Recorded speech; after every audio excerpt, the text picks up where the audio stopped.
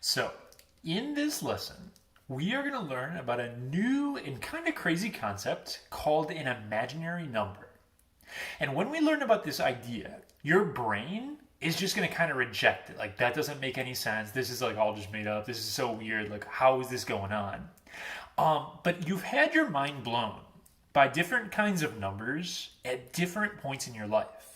When you were like 2 or 3 years old and you were first learning how to count, you could probably count up till 10, and that was it. So you knew the numbers 1 through 10.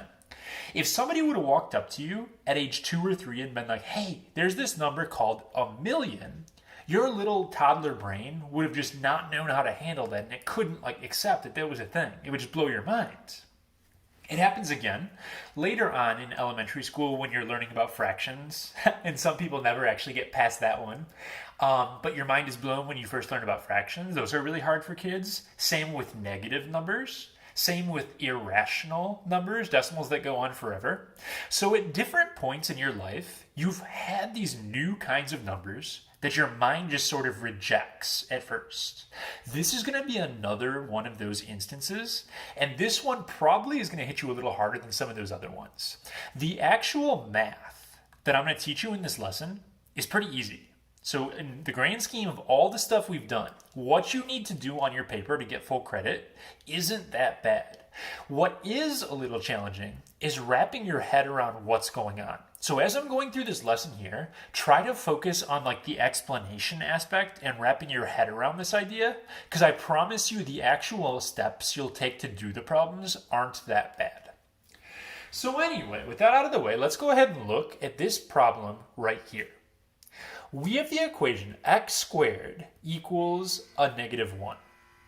And this is an equation that's kind of weird to us, because if you look at this, what should kind of go through your head when you think about this problem?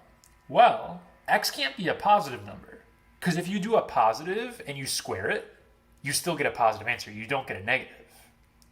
X also can't be a negative number, because if you take a negative number and you square it, you still get a positive answer. X can't be 0 because 0 squared is 0.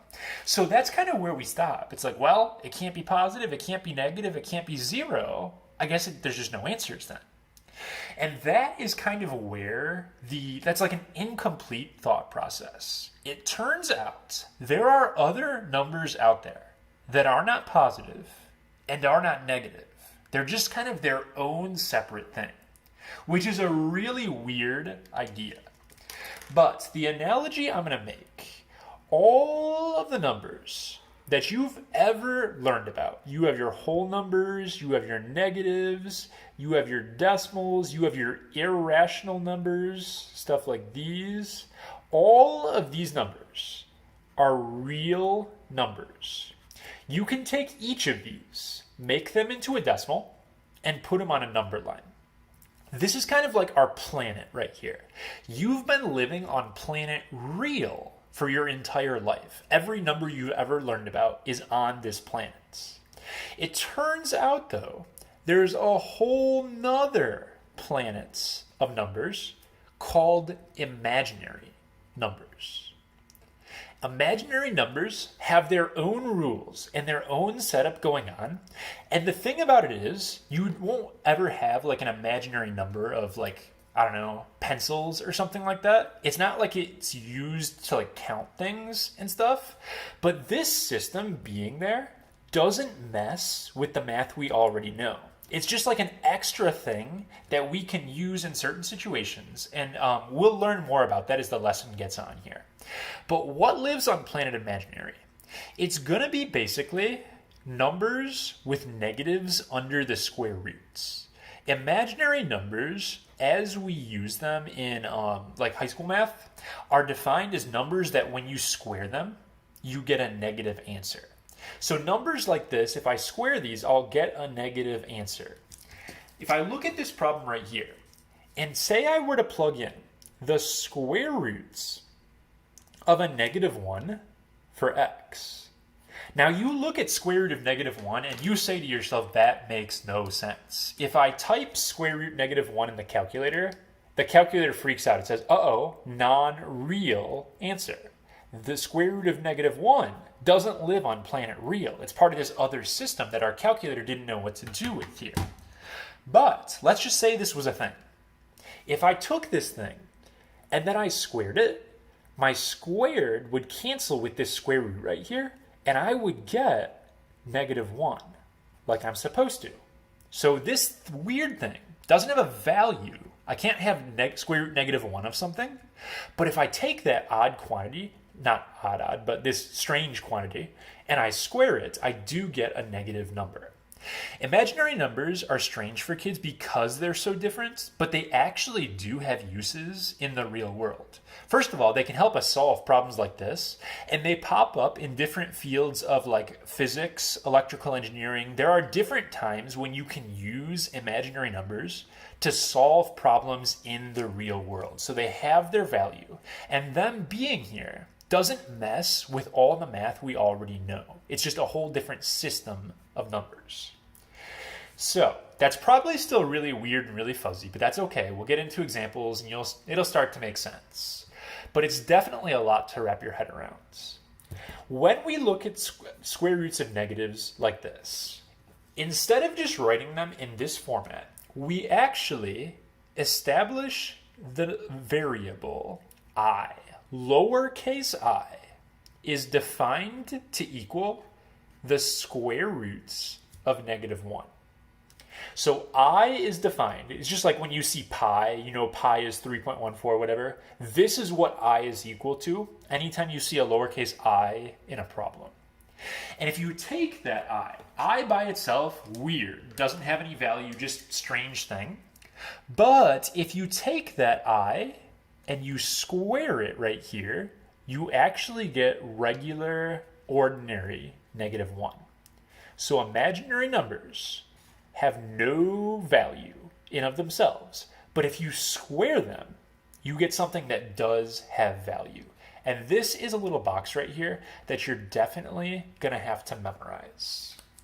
So now that we've sort of like, okay, fine, there's this thing of imaginary numbers, what could we do with it? We're going to learn how math works on planet imaginary. And the first thing I'm going to teach you guys is how you simplify an imaginary number. When I say simplify, we're going to take these things with negatives under the square root, and we're going to put them in terms of this variable I. We like to rewrite these as things with I in them.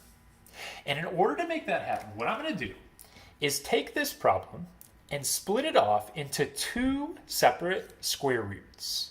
I'm going to take the weird, confusing, don't super understand negative under the square root part, and then I'm going to deal with just regular square root of 25. Well, if I was going to rewrite this guy, the square root of -1 just literally is I.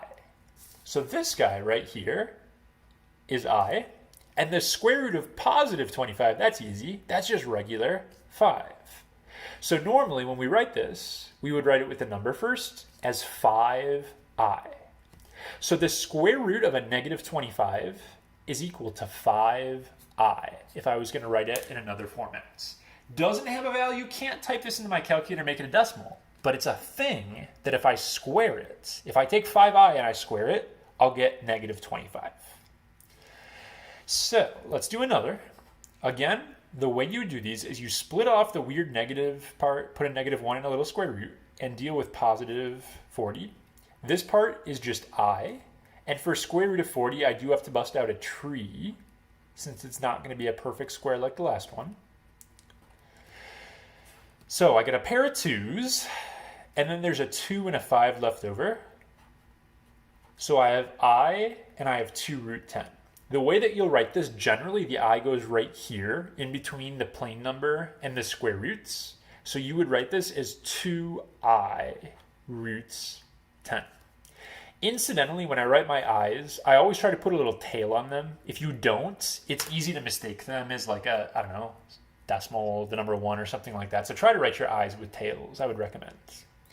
If you haven't noticed, based on these two problems, when I ask you to simplify an imaginary number, all you're really doing is doing the square root like normal and slapping I on your answer. Square root of 40 is 2 root 10. So okay, it's 2i root 10. It's just pretty straightforward, actually. once you figure out what's going on. So here I would do the same thing with my 162, and I would break this down. I should have told you to try this one yourself, so maybe do that if you haven't already. But if you do this one, you're going to end up getting 9i root 2. So simplifying imaginary numbers, not really that big of a deal. It's just basically factor trees with I in it. So our next topic is learning how you actually solve equations using imaginary numbers. And when you look at these problems, all of these examples right here look like things you already could have done back in our square root method lesson. There's no regular x in this problem. So what I'm going to do is I'm going to subtract 10. I'm going to have x squared equals a negative 4. And when I get to this point, if this would have happened in our other lesson, we'd be freaking out right now. Uh-oh, can't solve that. That doesn't work. But now we understand, or at least have been told, that, oh, it's just going to be an imaginary answer. So we're going to keep on going. We're going to square root both sides. The square root of a negative number is going to equal something with I in it. So I'm going to have x equals. I still have to remember my plus or minus sign. The square root of a positive 4 is 2. So the square root of negative 4 is going to be 2i. So the answer to this problem is x equals plus or minus 2i. I actually want to take a second and plug that answer back in, because we have this thing and it's like, okay, yeah, I guess I understand, but like, why is this helpful right here? So what I'm going to do is pick one of these answers. I'm going to pick the positive 2i, and I'm going to plug it back in for x to show you guys that it actually does work. So if I put a 2i in for x, I have that squared plus 10 equals 6. Well, 2i squared means I have to do 2i times 2i, which is going to be 4i squared. And if you remember, the box you have to have memorized on the first page, I is the square root of negative 1, but I squared actually equals the number negative 1. So if I do this part right here, this really says 4 times negative 1, which is negative 4.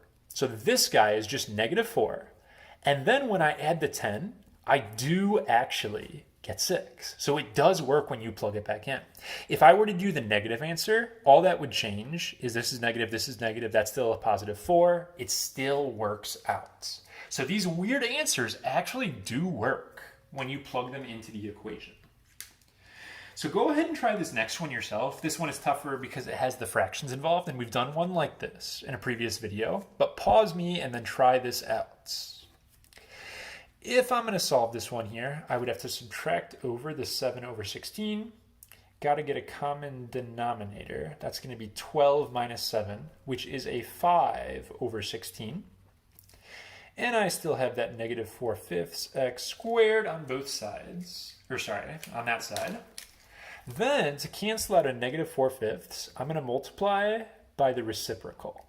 It doesn't really matter where you put the negative, top or bottom. You just need one of them. That way it'll cancel. So these are going to cancel each other. That makes 20 over 20. So I'm going to have x squared.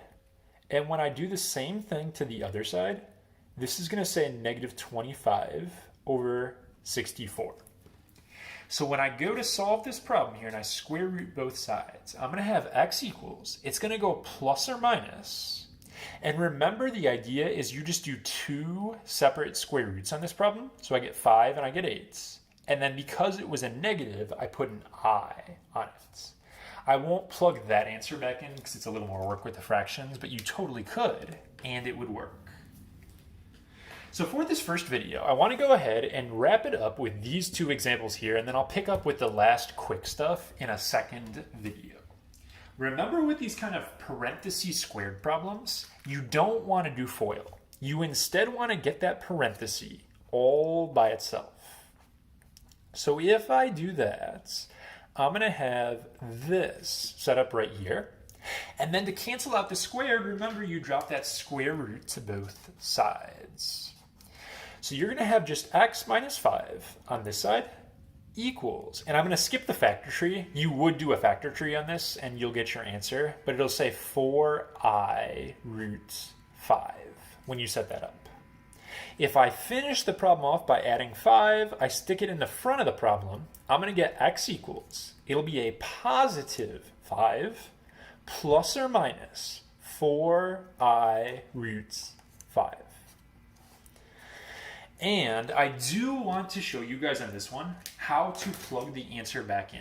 It's important that you guys are able to plug these back in. I'll make you do it at least once on a quiz. The last one I won't do this with though. So I'm going to pick one of these answers. I'm just going to go with the plus version. It works almost identical for the minus. All of that is going to go in for x. So it's going to say 5 plus 4I root 5.